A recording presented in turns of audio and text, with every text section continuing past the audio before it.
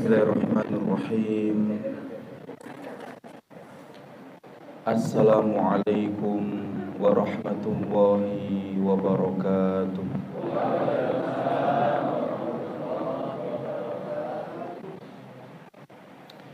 Alhamdulillah. Alhamdulillahilladzi alafa baina qulubina fa asbahna bi ni'matihi ikhwana. Allahumma salli wa sallim ala habibina wa syafi'ina wa maulana Muhammad wa ala alihi wa sahbihi wa man tabi'ahu bi ihsanin ila yaumiddin. Wa rabbi shrah li sadri wa yassir li amri wahlul 'uqdatam min lisani yafqahu qawli, amma ba'd.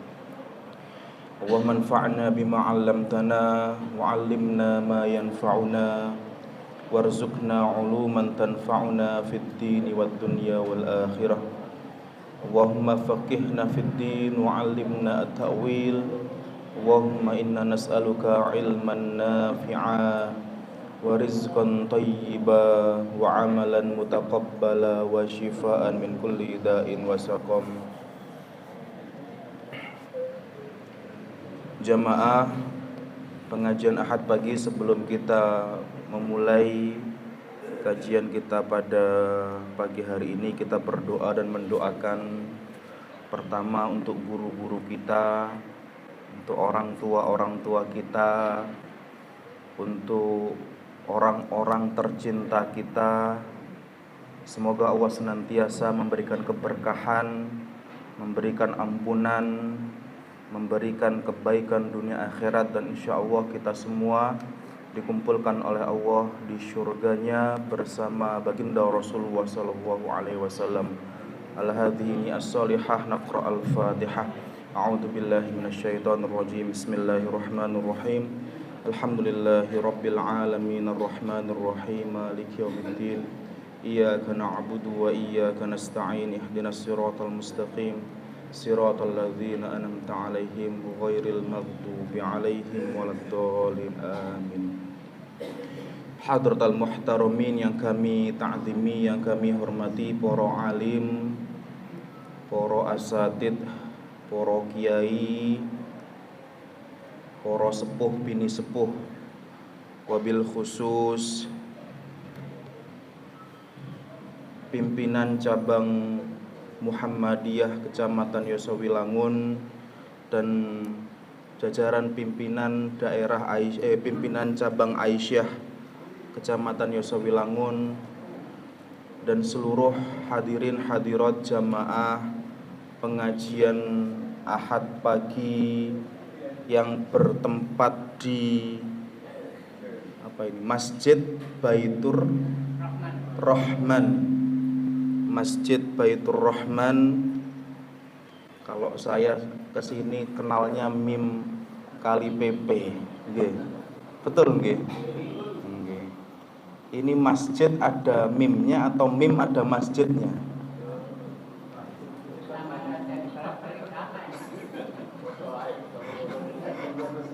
Hah? Duluan masjid nggih. Lah ini yang bener Bu, Pak nggih.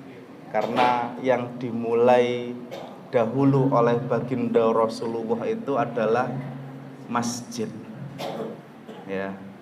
Berarti bukan mim ada masjidnya ya, tapi masjid ada mimnya. Karena yang namanya masjid itu pergerakannya bukan hanya sekedar ritual ibadah, tetapi baginda Rasulullah ketika sampai di kota Madinah, yang beliau fikirkan bukan bagaimana cara membangun rumah beliau pribadi mboten, tapi bagaimana membangun satu tempat untuk mengajarkan Islam dan bagaimana mengajarkan ibadah dalam rangka untuk supaya kaum muslimin ketika itu betul-betul taat dan patuh kepada Allah Subhanahu wa taala. Dan kalau kita lihat Masjid Nabawi itu di awal-awal pembangunannya hanya beratapkan pelepah kurma dan beralaskan pasir kerikil, Pak. Nggih. Kalau kita hari ini Masya Allah kipas anginnya gede banget seperti ini, Pak. Nggih. Makanya tadi saya dengar dari aku ndak kuat ngarepe kipas angin gitu ya. Karena sudah mungkin kalau sebesar itu mboten kuat, nggih. Tapi kalau juga nggak ada kipas angin juga sumukan angel seperti itu, nggih. Maka alhamdulillah hari ini kita bisa rawuh sarang-sarang kembali dan saya sangat luar biasa ketika kami diaturi rawuh ke sini dalam rangka silaturahmi karena jamaah pengajian Ahad pagi PCM Yosowilangun ini adalah luar biasa semangatnya, luar biasa bagaimana untuk senantiasa menginginkan kebaikan dari menuntut ilmu. Maka semoga setiap langkah kita menuju rumah Allah ini dicatat sebagai penggugur segala dosa kita dan peningkat derajat kita di hadapan Allah Subhanahu wa taala. Amin amin ya rabbal alamin. Bapak Ibu yang dirahmati oleh Allah Subhanahu wa taala ya.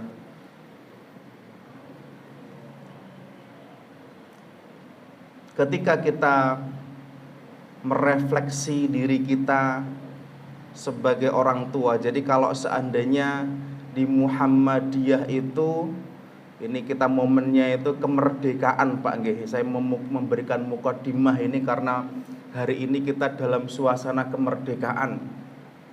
Tetapi saya ingin merefleksikan kita ini sebagai orang tua, bagaimana kita sebagai orang tua ini senantiasa juga mencontoh ulama-ulama kita terdahulu yang itu betul-betul memberikan teladan terbaik untuk anak dan umatnya. Banyak orang itu ketika mengekspresikan kemerdekaan itu dengan mungkin lomba. Saya tadi jalan, Pak, sudah ada panggung itu jalan santai. Kemudian ada yang sudah siap-siap mau lomba makan kerupuk. Gitu, Bu, nggih? Atau jangan-jangan habis ini juga ada yang lomba makan kerupuk habis ini. Nggih. Ya, lomba makan kerupuk itu katanya mengekspresikan kecintaan kita Ustaz kepada bangsa ini. Ya, orang macam-macam.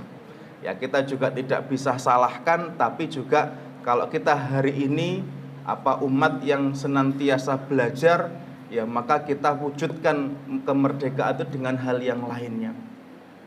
Tapi yang ingin kami sampaikan bahwasanya bagaimana ulama-ulama kita terdahulu ketika founding father kita, termasuk bagaimana Kiai Haji Ahmad Dahlan, beliau konsen bagaimana kemerdekaan itu diwujudkan dengan pendidikan.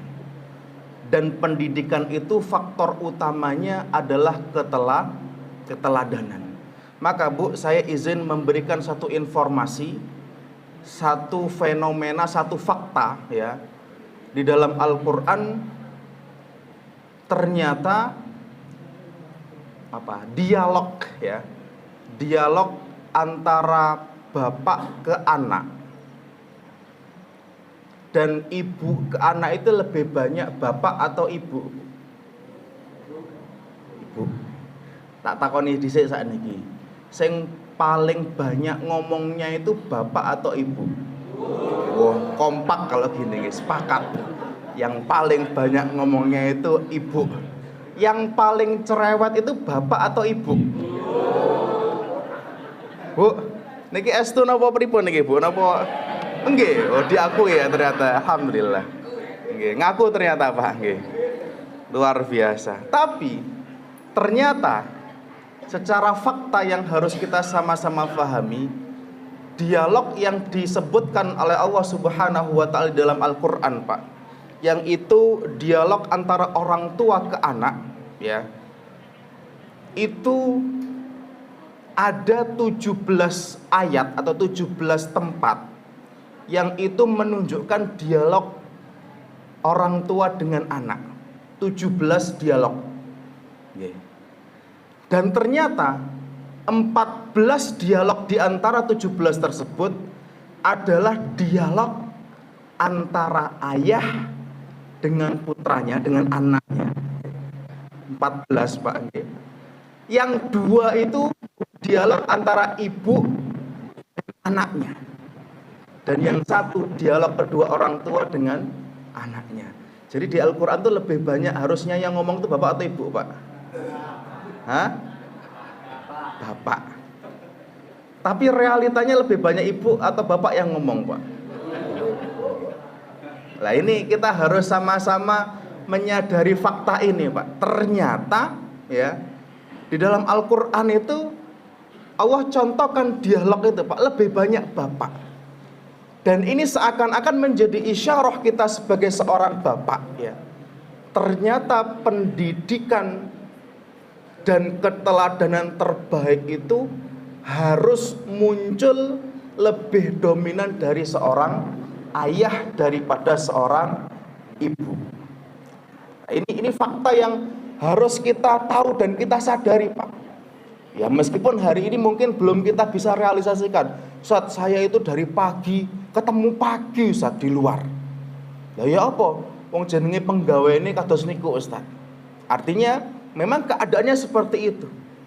Kemudian Ustaz, saya itu kalau seandainya bekerja itu bahkan shift-shiftan baru pulang itu kalau seandainya 3 minggu kerja, 2 minggunya lagi baru istirahat. Artinya saya 3 minggu tidak di rumah, Ustaz. Kalau perusahaan-perusahaan tambang itu biasanya seperti itu. Nah terus bagaimana? Maka juga kita bisa mengambil Nabi Ibrahim dan Nabi Ismail itu tidak bertemu setiap hari. Tapi ketika betul-betul bertemu, ketika betul-betul bertemu ayah dengan anak, maka betul-betul quality time-nya betul-betul dibangun. Sekarang kita kalau di rumah itu dihitung, Bu, Pak, berapa jam itu lebih banyak sama-sama main HP-nya atau ngobrolnya dengan anak, Pak, Bu. Tuh kan? Bu, saya tanya lagi, lebih banyak HP-nya atau ngobrolnya? Wong sakniki lho, Pak, mau ngundang makan anaknya itu, manggil anaknya makan itu. Sekarang pakai apa? Di grup WA. Ayo mangan cepet saiki. Wis mateng tempe nih, gitu. Sakniki kados niku, Pak. Artinya apa? Ya ini fenomena tantangan zaman yang itu sama-sama kita harus kita hadapi dan kita bijaksanai. Maka ketika saya melontar satu pertanyaan, Bu, Pak, kira-kira ya, ketika orang tua itu orang tua yang solih, orang tua yang baik, orang tua yang bertakwa, orang tua yang memberikan teladan, kira-kira itu ngefek enggak kepada kebaikan anak? Ketika kita sebagai orang tua ini rata-rata ini yang ikut ini orang tua, betul nggih? Anak-anak atau mungkin calon ayah, calon ibu itu mungkin 20%. Ini hampir semua ini adalah orang tua, betul nggih? Atau bahkan sudah cucu sudah mbah ini, sudah punya cucu. Ini karena memang termasuk saya ini merefleksi diri saya. Ketika kita sebagai orang tua soleh, sebagai orang tua ini betul-betul bertakwa, kira-kira berdampak enggak kepada kebaikan anak kita? Kok ragu-ragu, Pak, bilang? Bu, saya tanya lagi untuk meneguhkan.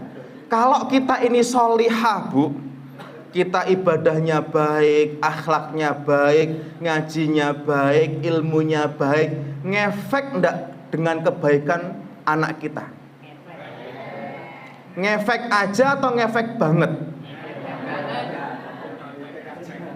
Ngefek aja, Bu. Iya.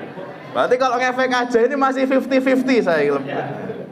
Iya ta, Ustaz. Iku Ustaz, anak Ustaz, Masya Allah, bapak iku mesakat, Ustaz. Contoh. Tapi anaknya Masya Allah, Ustaz, solihah. Anaknya ku pinter. Bapak lek bahasa wong bagu mblegedes. Tapi kalau orang sini kali PP saya enggak tahu lek mbagu, Pak, ya. Itu mblegedes niku mboten mawaki. Kenapa? Bapaknya model gitu, Ustaz. Anaknya Masya Allah. Atau sebaliknya, ada orang tua solih solihah Masya Allah, ternyata diuji dengan anaknya yang sing blegedes itu anaknya. Ada nggak, Bu, seperti itu, Bu? Ada. Ustadz, jangankan saya Ustadz, atau jangankan kita hari ini, wong Nabi saja, Nabi Nuh itu, Nabi itu kurang apa? Tapi ternyata anak istrinya tidak taat kepada Allah, tidak beriman kepada Allah. Bu, Pak, di dalam Al-Quran itu ya, kenapa Allah berikan contoh seperti Nabi Nuh, Nabi Ibrahim, yang itu ayahnya bahkan itu kenapa tidak taat kepada Allah Subhanahu wa taala? Ini adalah istisnayat, pengecualian. Artinya apa? Kaidah umumnya itu adalah at-tayyibuna lit-thayyibat. Ketika kita ini sebagai orang tua baik, maka insya Allah kaidah umumnya dianugerahkan oleh Allah dengan anak yang baik. Kalau kita ini sebagai laki-laki yang baik, insya Allah Allah berikan yang baik. Itu kaidah umum. Maka ketika ada kaidah umum itu pasti ada pengecualian. Dan Allah berikan Nabi Nuh itu sebagai pengecualian kita. Wong jangankan kita manusia biasa, Nabi aja diuji dengan putranya seperti itu, bayangkan. Nah ini jangan pakai, Nabi aja kayak gitu, Ustaz, ya, anakku ndak api, ndak popo, Ustaz, Nabi aja, gitu ya. Ndak usah api-apian lah. Ini yang harus sama-sama kita pahami, Pak. Lah karena jangan sampai pakai kaidah, aku ndak beres, anakku ndak popo, Nabi aja ngono. Itu pengecualian. Tapi kalau hari ini kita mungkin sudah baik, sudah solih, kemudian kita diuji dengan anak kita, maka kita senantiasa untuk introspeksi. Kalaupun masih demikian, insya Allah Pak, ya insya Allah tidak ada yang itu rugi dalam kebaikan doa kita kepada putra-putri kita. Nah, ini saya sampaikan sebagai mukadimah. Ketika jenengan tadi sampaikan kalau seandainya kesolihan kita sebagai orang tua, kebaikan kita sebagai orang tua berdampak baik kepada anak kita, maka ayo sama-sama kita itu mensolihkan diri kita dulu sebelum kita ini berharap anak kita menjadi anak yang soleh. Ini yang menjadi kaidah. Maka Bu, Allah Subhanahu wa taala menjelaskan ya, memberikan contoh ya di dalam Al-Qur'an itu di surat Al-Kahfi ya, yang kalau kita setiap malam Jumat itu baca Al-Kahfi ayat 82 Bu. Ya. Allah Subhanahu wa taala memberikan satu kisah contoh real betapa kesolihan orang tua itu berdampak langsung kepada kebaikan anak-anaknya. Ya. Apa yang Allah sebutkan? Di dalam surat Al-Kahfi Allah sampaikan wa ammal jidaru fakana li gulamaini yatimaini fil madinati wa kana tahtahu kanzul lahuma wa kana abuhuma soliha. Waduh, kok nanti nyaut kira. Hah? Jadi mau cawan Al-Kahfi. Hah? Saat niki kula lek malam Jumat mboten maos Yasin Ustaz. Lho napa? Maos Al-Kahfi saat niki. Wah, gitu. Gitu nggih. Lah, di dalam surat Al-Kahfi itu wa ammal jidaru fakana li ghulamaini yatimaini fil Madinah wa kana tahtahu kanzul lahuma wa kana abuhuma sholiha. Ternyata dalam kisah Ashabul Kahfi, dalam kisah di surat Al-Kahfi ini Pak, dikisahkan ketika Nabi Musa alaihissalam itu diperintahkan untuk belajar kepada Khidir. Khidir itu nabi atau bukan nabi Pak? Nabi Khidir. Semerep nggih. Sering banyu-banyu kan. Biasanya kalau dulu Khidir itu Nabi Khidir. Lek wong Bagu saya ya karena saya itu Bagu itu pinggiran kota, Pak. Pinggiran kota tapi desa ya. Karena saya ini kecil lahir itu di Bagu. Jadi Nabi Khidir iki apa iki kaline ngene iki, gerak-gerak gitu ya. Khidir itu nabi atau bukan? Nah, memang ada khilaf di antara para ulama. Tapi yang meyakinkan kalau seandainya Nabi Khidir itu nabi, karena Allah Subhanahu wa taala menyatakan wa ma fa'altuhu an amri. Apa yang saya kerjakan itu bukan atas dasar kemauan saya, tetapi adalah perintah Allah. Dan spesifikasi nabi itu adalah Allah wahyukan sesuatu kepada nabi tersebut. Artinya apa? Kalau kita Pak nabi sudah tidak ada. Artinya apa? Wahyu terputus. Jadi kalau seandainya Nabi itu diberikan wahyu oleh Allah dan semua apa yang beliau kerjakan bukan dari diri beliau, maka Allah sampaikan wa ma yantiqu anil hawa in huwa illa wahyu. Jadi apa yang diucapkan Nabi itu adalah bukan dari hawa nafsu, tapi apa yang Allah turunkan adalah wahyu kepada baginda Rasulullah dan para nabi. Taib. Kemudian ketika Nabi Musa diperintahkan untuk belajar kepada Nabi Khidir, ya. Dalam satu scene episode perjalanan panjang Nabi Khidir dan Nabi Musa itu, Pak. Kemudian beliau itu suatu hari, suatu ketika dalam perjalanan panjang mampir ke sebuah desa, sebuah perkampungan. Dari perjalanan panjang beliau, harapannya adalah untuk supaya dijamu selayaknya tamu, Pak. Ya. Makanya kalau saya ini bukan orang sini kemudian dijamu sebagainya, itu luar biasa, suwenang. Makanya kita ini ada indikator iman itu adalah salah satunya man kana yu'minu billahi wal yaumil akhir falyukrim dhaifahu. Hendaknya memuliakan tamunya. Artinya apa? Tamu ini, Pak, bisa menjadi indikator iman kita. Kalau jenengan ke kota, ya, ke kota sekarang ini. Kalau bertamu itu, kalau ternyata disuguhi aqua yang gelas kecil itu, Pak. Aqua nggih, air putih, gelasnya gelas kecil itu. Nah, itu kadang-kadang itu kalau katanya orang kota itu sekarang simpelnya saat kalau dulu orang kalau tamu itu dibikinin apa, Pak, minimal? Teh, ya. Untuk jajan dan sebagainya. Mungkin kalau di Kalimalang masih seperti itu. Lek ning kota, Pak, ya, di Lumajang itu, wah iki wis hebat, Pak. Aqua kecil kemudian separuh itu, Pak, itu sudah memuliakan tamu. Ben nggak mubadir gitu ya. Alasannya seperti itu. Cuman ya itu indikator iman. Kenapa? Karena Rasulullah pernah mengatakan barang siapa beriman kepada orang hari kiamat hendaknya memuliakan tamunya. Indikator iman kita itu bisa kita lihat bagaimana kita kalau ada tamu di rumah, Pak. Oh jarno iki tangga dhewe ae. Ndak usah gawe teh wis. Iso ngeselin tak gula ae gitu ya. Canda, Pak. Di sini ndak ada insya Allah, karena ini termasuk apa ini, Pak? Desa apa kota ini? Kota ya. Oh kota. Oh ya. Sama berarti kita, Pak ya.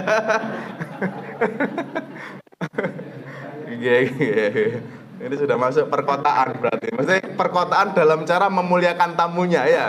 Ya itu insya Allah kita hampir sama ini indikator. Taib. Kemudian ketika dijamu ya, dijamu ternyata tidak sesuai dengan harapan beliau berdua. Kok enggak saya dijamu seperti layaknya tamu. Wajahnya orang-orang di kampung itu wajah-wajah Pak, wajah-wajah apa bahasa kita itu tidak senang. Wajah-wajah datar, wajah-wajah tidak senang ketika kedatangan beliau. Apa? Wajah kota gitu, betul. Iya betul. Jadi pengennya dijamu seperti tamu tapi enggak. Akhirnya, Pak, ya. Ketika sudah seperti itu kemudian Nabi Khidir melihat ada satu bangunan rumah yang itu temboknya mau rubuh. Ya. Mau rubuh, kemudian Nabi Khidir langsung mengambil peralatan untuk menegakkan dinding rumah yang mau roboh tadi itu. Kemudian dibangun sedemikian rupa sampai bangunan tersebut itu menjadi baik sampai beberapa hari diperbaiki tersebut. Kemudian ini yang menjadi pertanyaan Nabi Musa yang itu nggak boleh tanya, ya. Kemudian Nabi Musa mengatakan, "Lau syi'ta lattakhadta 'alaihi ajra." Kenapa kamu ini sudah capek-capek menegakkan bangunan, kenapa kamu tidak mengambil ajar, mengambil bayaran dari rumah yang kamu tegakkan ini? Kamu lihat orang-orang di sini itu muka masam semua, kamu minta enggak apa-apa. Ketika diingatkan seperti itu, Nabi Khidir mengatakan, "Hadza firaqu baini wa bain." Wis, kamu ini sudah melanggar perjanjian kita berpisah di sini. Kemudian diberikan takwilnya. Diberikan kenapa sih Nabi Khidir itu menegakkan bangunan yang itu mau roboh. Bahkan tidak mengambil upah daripada apa yang beliau lakukan tadi itu. Ternyata, Pak, Masya Allah. Dan ini adalah merupakan wahyu dan perintah dari Allah Subhanahu wa Ta'ala. Allah sampaikan apa? Wa ammal jidaru fakana li ghulamaini. Ternyata rumah yang ditegakkan bangunannya tadi itu adalah punya dua anak, li ghulamaini yatimaini. Punya dua anak yatim. Pak, ingat, dua anak yatim. Apa indikator yatim itu?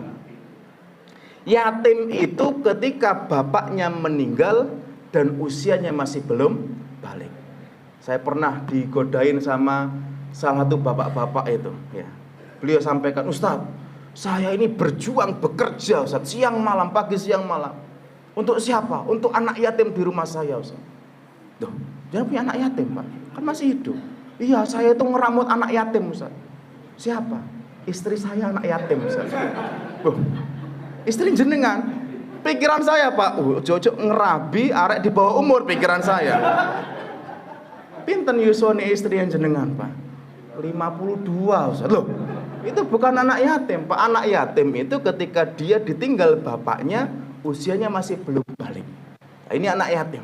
Nah, ini makanya Masya Allah di Muhammadiyah ini banyak LKSA yang itu Masya Allah memang tujuannya meramut atau mensejahterakan anak, maka disebut apa? Kesejahteraan anak ya. Jadi kemudian wa amal jidaru fakana li ghulamaini yatimaini fil di dalam sebuah kota ya yang itu mau roboh, wa kana tahtahu kanzul lahuma.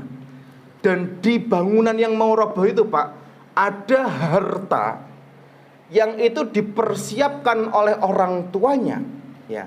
Yang kalau rumah itu roboh, anak yatim pasti tidak akan tinggal di tempat itu, Pak. Atau bahasa dijual lah bahasa kita, wes pindah ke tempat yang lebih baik. Ternyata orang tuanya menyiapkan ya. Wa kana abuhuma sholihah. Maka Pak, garis besarnya adalah ternyata orang tua dari anak yatim itu adalah wa abuhuma sholihah, adalah orang tua yang solih. Maka ini adalah takwil ini luar biasa. Kalau jenengan baca tafsir daripada ayat 82 Al-Kahfi ini, Pak, ada yang mengatakan abuhuma, bapaknya ini, ada yang mengatakan bapak langsung, ada yang mengatakan bapak dari 7 turunannya. Mbahnya, kalau bahasa kita itu orang Jawa itu mbah, buyut, canggah, udek-udek, namale. Wis pokoknya sewur dan sebagainya.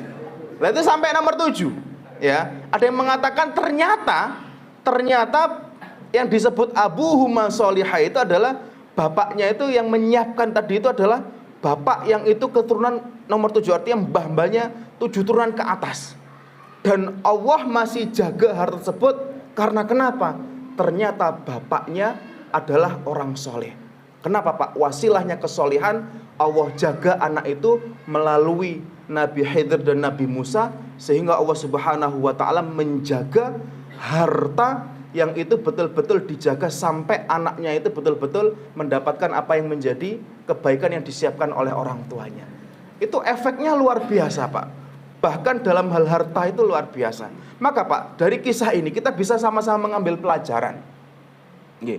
Pelajaran pertama, memang sebagai orang tua itu, Pak, kalau pengen punya anak soleh itu, maka mutlak, maka jadilah orang tua yang soleh dulu sebelum menginginkan punya anak yang soleh. Artinya apa, Pak? Memang teladan itu luar biasa. Termasuk, Pak, hari ini merasa saya ini, Pak, kalau mungkin ya kita ini kan paling tahu diri kita. Ya mungkin orang jenengan belum tahu ya. Saya tuh kalau dari sisi kesolehan dan sebagainya jauh, Pak. Tapi kenapa Allah berikan banyak kemudahan yang itu saya rasakan, oh itu barokahnya mbah-mbah kami dulu. Ini efeknya itu sampai hari ini dirasakan, Pak. Wong aku iki arek kapan? Kan gitu bahasanya. Kemudian saya ini secara keilmuan ya masih jauh. Tapi berkat kesolehan orang-orang terdahulu saya merasakan dampaknya luar biasa. Maka, Pak, kami di Mbagu itu ada pesantren Bahru Syifa. Yang itu ceritanya kalau jenengan Semerep, Kiai Haji Abdi Manaf, Mbah Manaf itu, Pak, dari dulu itu didesak untuk bikin pesantren. Karena kalau bahasanya apa namanya, wong Muhammadiyah diceluk kiai itu hari ini jarang, Pak. Nggih mboten. Lek sakniki, Pak, lek mboten purun disebut kiai. Napa? Karena syarat kiai itu minimal harus mathna. Wah ini. Kalau sudah 2 berarti sudah layak, Pak, meskipun orang Muhammadiyah. Ya. Sekarang kenapa? Kalau seandainya belum 2, Ustaz, ya. Ini rodok anu ning ibu-ibu saya. 2 apanya, Bu? 2 apanya, Ustaz? Nah, 2 istrinya katanya belum boleh disebut kiai, masih ustad, ya ustad. Tapi kalau di di Nahdien itu Pak, masih pondoke santri limo, ya ada pondok wis kiai. Lek Muhammadiyah iki angel sudah. Ya, kecuali ya tadi itu prasyaratnya yang paling penting itu masna. Ya, insya Allah yang masna ini sudah layak disebut kiai, insya Allah. Nggih. Gitu nggih, insya Allah. Bercanda Bu, nggih bercanda. Tapi ini obrolan ini betul Bu ya, saya tapi saya insya Allah tetap ustadz aja lah ya. Ya. Ini sampai mana tadi? Mbah Manap tadi itu. Lah, kenapa memang tadi itu memang keilmuan beliau luar biasa. Belajar di Asunia Kencong, kemudian dakwanya di Muhammadiyah sehingga orang menyebutnya kiai. Tapi kiai belum punya pondok, Pak. Makanya kalau bahasanya orang-orang dulu, santri-santrinya beliau dulu itu ngaji weton. Ya, ngaji ba'da maghrib isya itu kecuali hari Senin Kamis karena puasa. Tapi nggak ada pesantrennya. Sampai orang-orang itu, Pak, ayo yai, kulo kirim pasir, kulo kirim semen. Nggih. Kulo kirim pasir, kulo semen, wis bismillah ngedekno pesantren.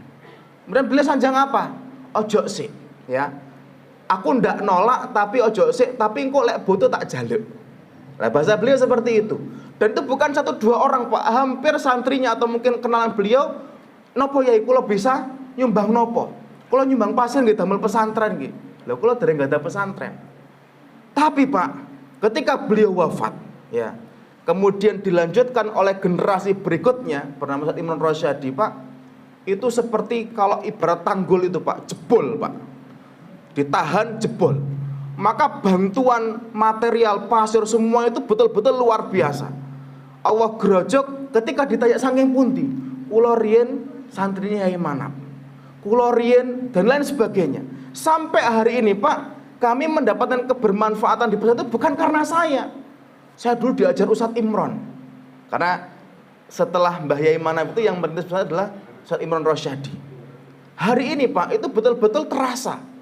Ternyata dampak daripada orang tua yang soleh itu sampai hari ini bisa kami rasakan. Dan itu Pak, ini bisa kita lakukan terhadap diri kita dulu, kemudian harapan kita bisa kemudian kepada anak-anak dan keturunan kita.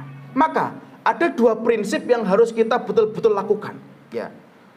Prinsip yang harus kita betul-betul lakukan, bagaimana kita itu menginginkan ketika kebaikan itu kepada anak cucu kita, maka kita mulai dari diri sendiri dulu. Apa? Keteladanan. Ya, ini poin pertama yang saya sering ulang-ulang adalah teladan. Saya pernah punya santri orang Nun Sewu. Jembatan Yosongiri itu nama Padomasan. Masya Allah.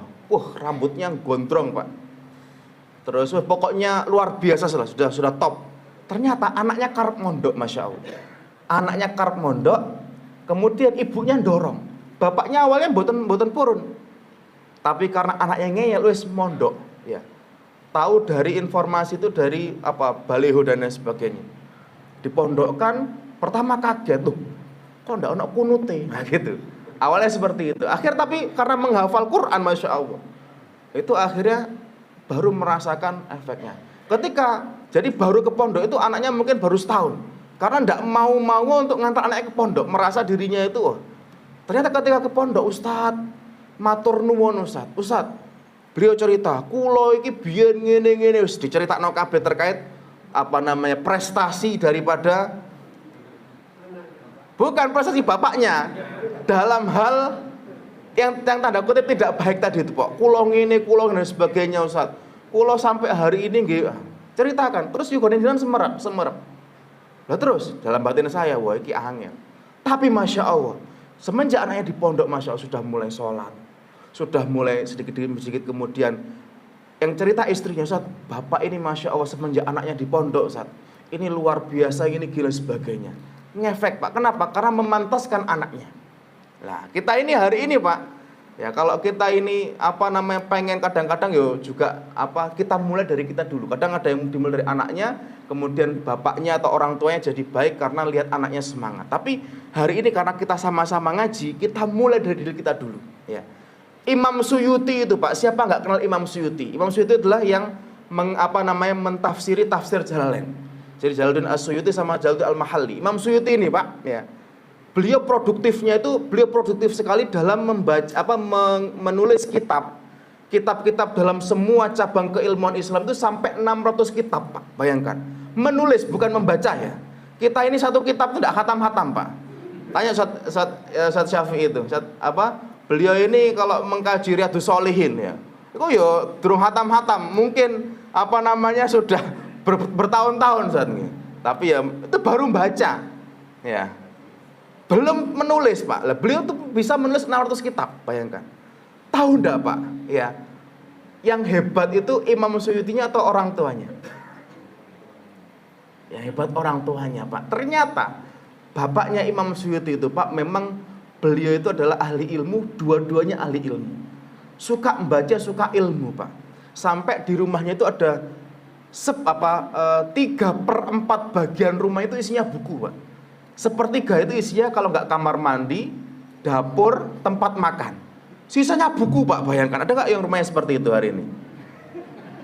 Pak, anggaplah 100 meter persegi, Pak ya. 3/4-nya ya, itu isinya buku.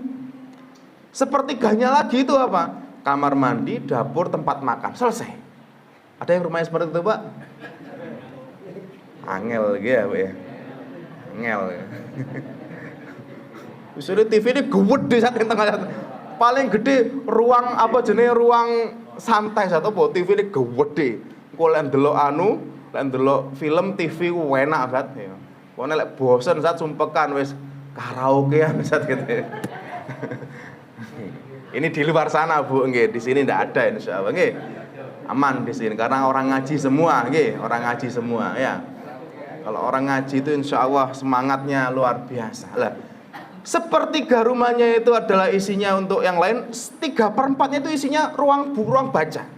Maka suatu ketika bapaknya Imam Suyuti itu, Pak, minta diambilkan buku kepada istrinya. Yang ketika itu beliau lagi mengandung 9 bulan. Ya, lagi mengandung 9 bulan, bapaknya atau suaminya itu bilang, kalau bahasa kita, "Dek, ambilkan buku yang di pojok sana. Saya ingin menelaah buku yang di pojok sana." Diambilkan sama istrinya, Pak. Di pertengahan jalan, bayangkan, di pertengahan jalan mau ngasihkan rumah itu, Pak, tiba-tiba beliau jatuh. Kalau bahasa kita brojol, Pak. Lahir Imam Suyuti itu di tengah-tengah buku dan di tengah-tengah orang yang suka ilmu. Maka Imam Suyuti, Pak, julukan lainnya itu adalah Ibnul Kutub, anaknya buku-buku, karena lahir di tengah buku-buku, Pak. Ya. Kalau kita kan lahirnya di bidan, Pak, nggih. Lah, itu di tengah buku-buku, Pak, lahirnya. Makanya Masya Allah. Dan ternyata Imam Suyuti itu nggak diberi umur panjang. Belum balik meninggal. Tapi yang ditanamkan oleh seorang ayah kepada anaknya itu bagaimana teladan. Ya, dengan berbagai macam buku itu, Masya Allah, Imam Suyuti termotivasi untuk menjadi seorang alim, seorang pembelajar, akhirnya menjadi ulama yang hari ini keilmuannya tidak ada yang meragukan bagaimana Imam Suyuti. Itu teladan, Pak. Makanya kalau pepatah mengatakan tuh buah jatuh tidak jauh dari pohonnya, itu nggih betul.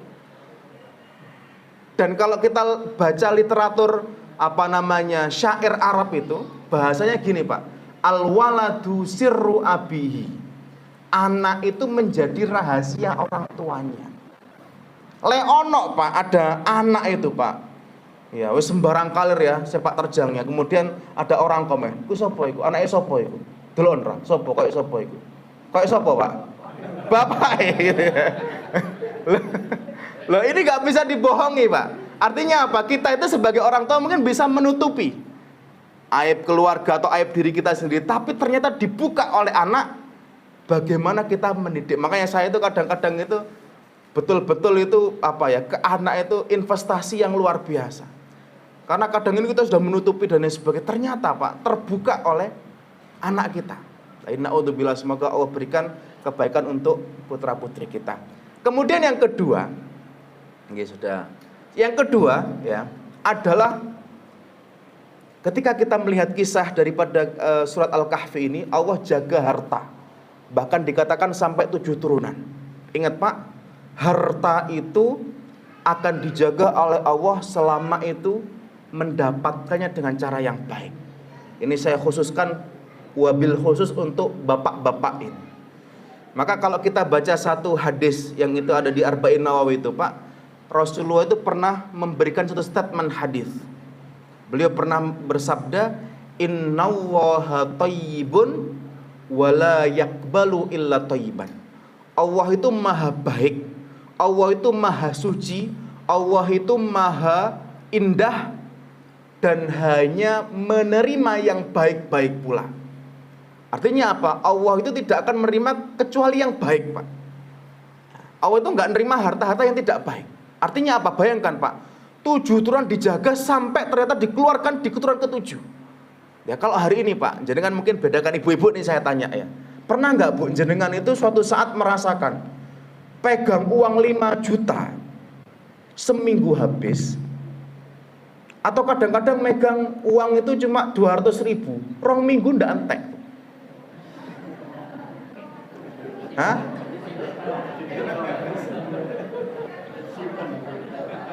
Disimpan lah. Ya nama. Ya. Nggak percaya loh. Tanya ibu itu.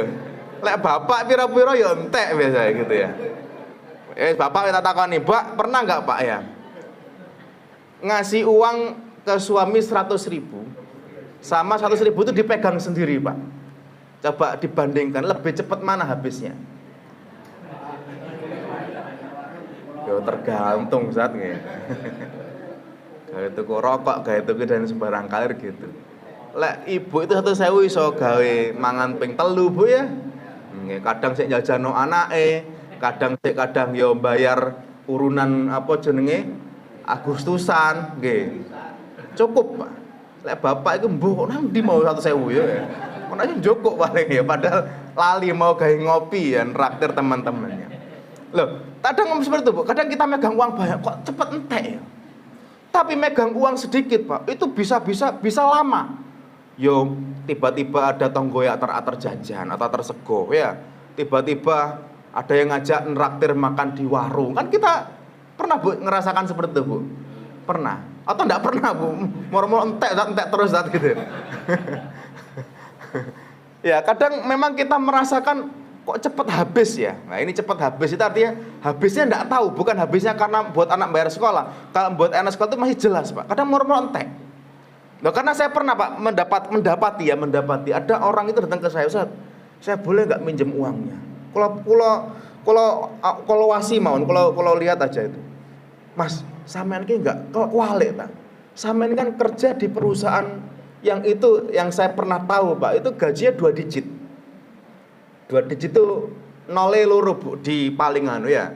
Maksudnya 10 ke atas ya. Lek gak 10 ya 15, 20-an.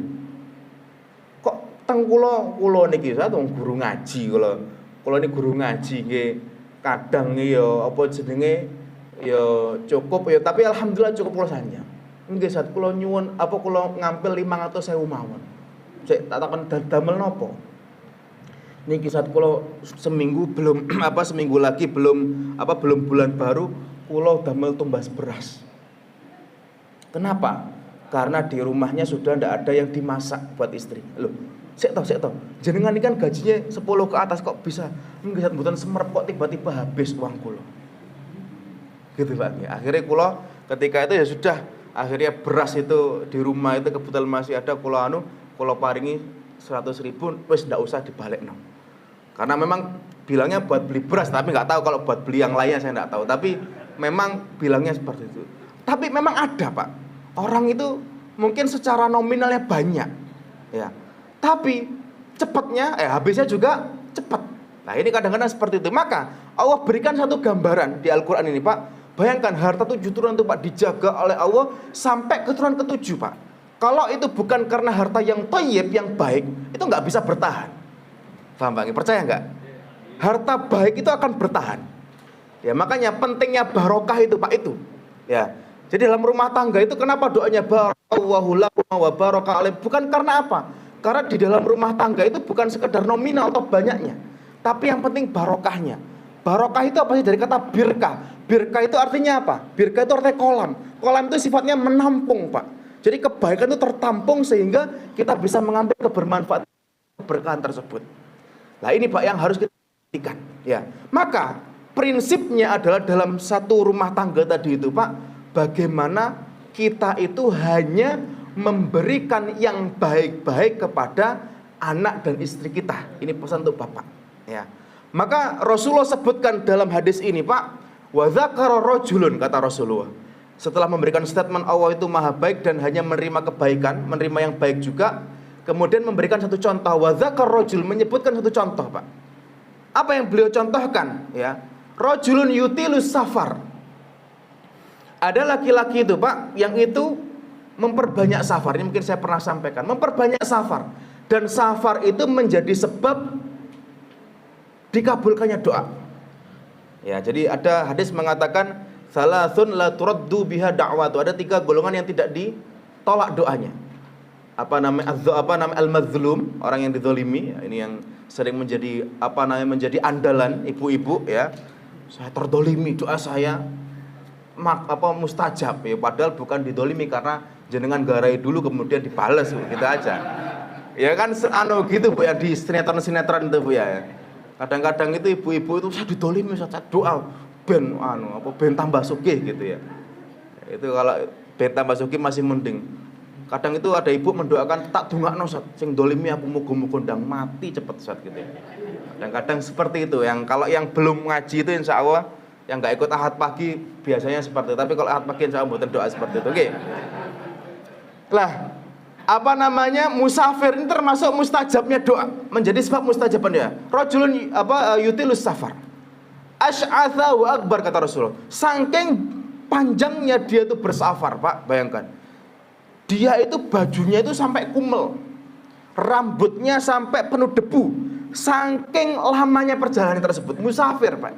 Dan dulu belum ada mobil, belum ada kereta, belum ada pesawat. Kalau safar ya jalan kaki, kalau nggak naik unta. Kelihatan banget dia itu memperpanjang safar, memperbanyak safar. Ya, ini pertama mustajabnya doa ini.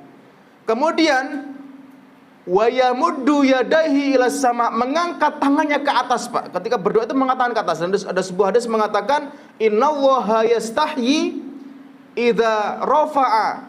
Ya, jadi Allah itu malu Pak ketika ada seorang hamba mengangkat tangannya an yaruddahu sifran, kemudian tidak diijabah dengan ijabah yang baik, itu Allah itu malu Pak. Artinya apa?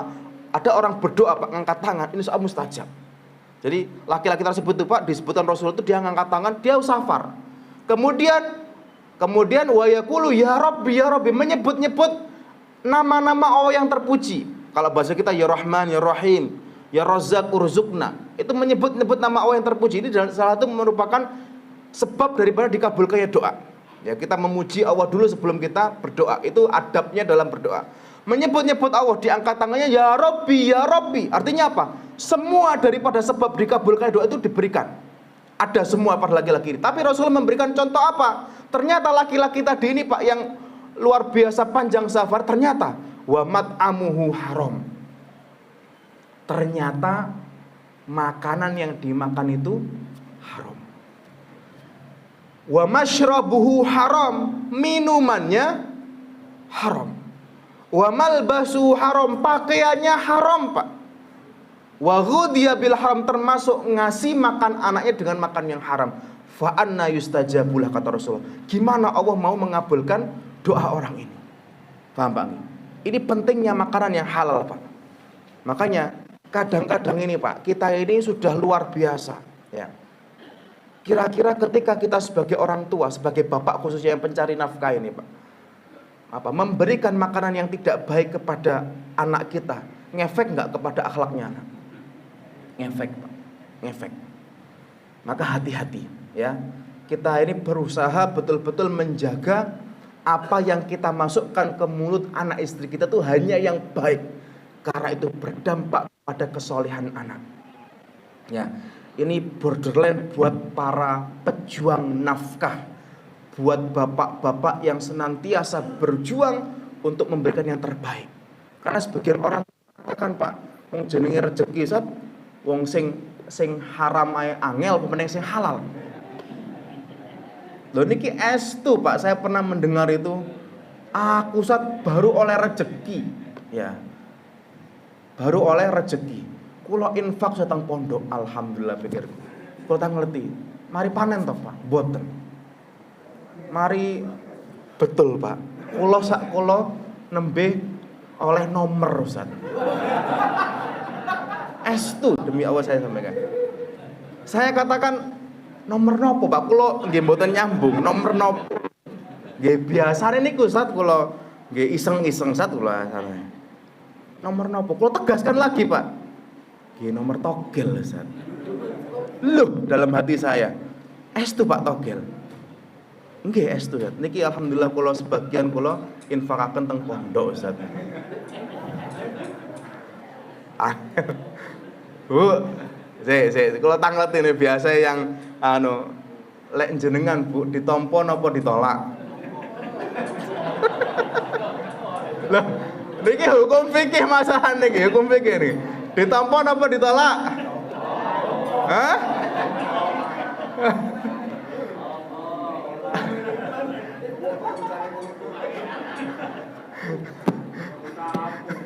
Niki waduh. Nggih namanya umat niki macam-macam Pak, tapi saya menghargai niat baik dia untuk sedekah itu Pak. Lek bahasa dia pembuat sial Ustaz. Ben oleh maneng dirase.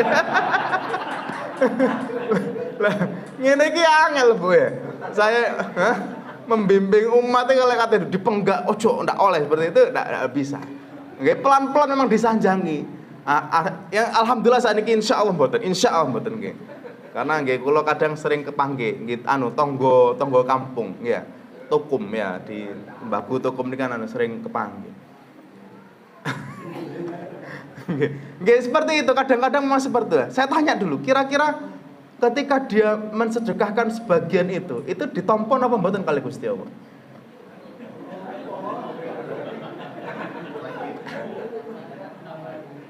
Wes, kalau cari contoh lain untuk menegaskan ini Pak.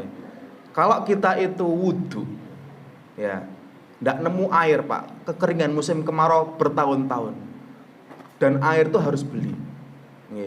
Tiba-tiba kita itu melihat ada air di depan rumah tetangga kita, yang itu orangnya nggak ada. Sholat sudah, kita harus sholat. Kemudian kita itu wudu pakai air curian, tanda kutip kita ndak, karena air mahal Pak. Ya, orang tidak mau ngasih begitu saja nggih. Kayak bensin kemarin Pak, ya. Kalau sekarang ndak langka Pak. Aku njaluk bensinnya setengah liter oleh ndak? Oleh pasti. Tapi kalau dalam keadaan rame ketika rame itu Pak. Oh, itu saya sampai beli itu harga 1 liternya itu 26.000. 1 liter. Jadi saya beli 2 itu 50.000, ya itu dapat 2 botol bensin itu. Itu ketika dalam keadaan seperti itu Pak. Itu mahal sekali. Bayangkan air nanti kalau seandainya dalam keadaan kemarau panjang dan orang itu harus beli air, itu sebagai kebutuhan pokok. Orang harus sholat Pak, dan itu tidak ada air kecuali dia ngambil. Saya tanya Pak, ketika orang ngambil atau berwudu kemudian wudunya pakai air curian, itu sah apa mboten? Sama kayak tadi.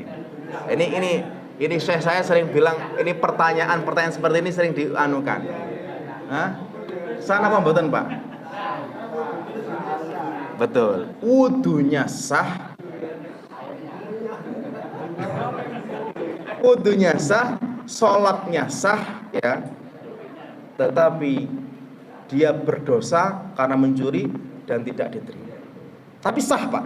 Artinya Pak, coro sah itu menggugurkan kewajiban. Sama kayak kita.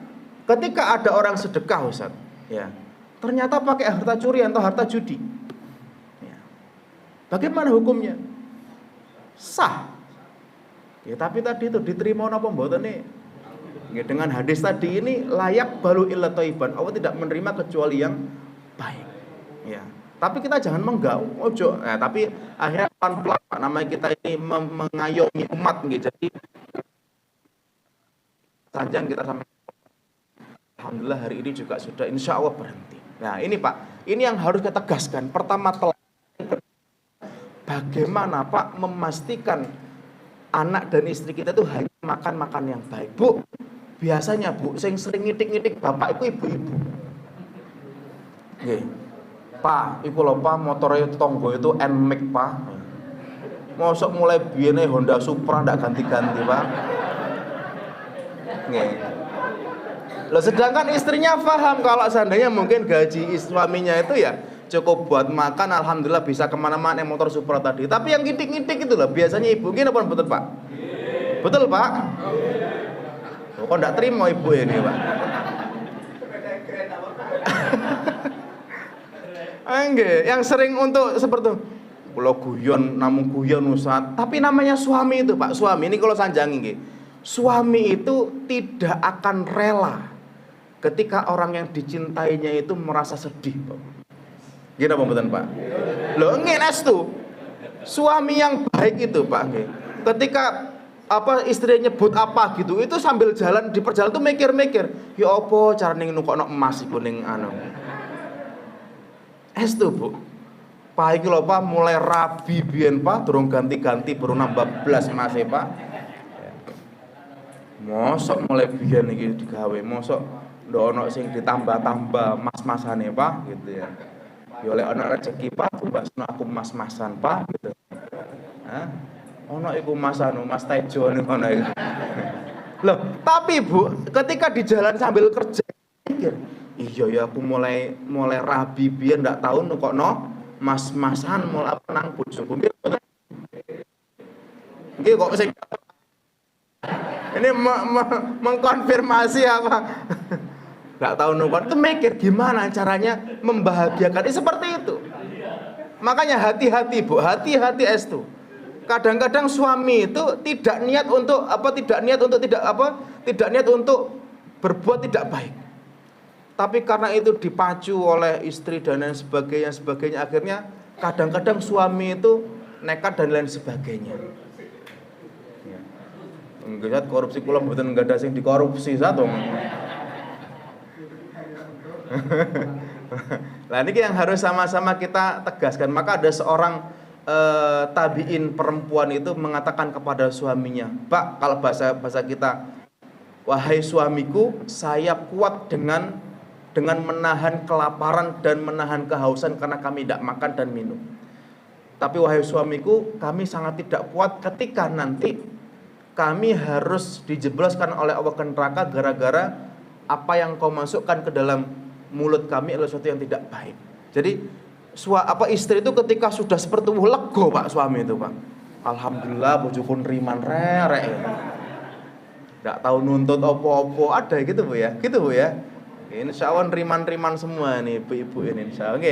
Nggih, mugi-mugi Bapak Ibu semua yang dirahmati oleh Allah, semua daripada ini intinya adalah bagaimana meningkatkan takwa kita dan kesalehan kita di hadapan Allah. Jadi saya cerita panjang lebar tuh mek setunggal Pak. Ayo kita itu mensolehkan diri kita dulu, itu insya Allah ngefek Pak ya. Dan soleh itu adalah bukan hanya hablu minallah ya, tapi juga hablu minan nas ya. Saya sering sampaikan bahwasanya ada orang itu Pak sembahyang tahajudnya rajin, mari ngono Senin Kamis puasanya rajin, tapi Pak kalau ngomong sama tetangganya, sama istrinya, sama suaminya nyelekit. Nggih. Ada Pak di situ Pak seperti itu orangnya?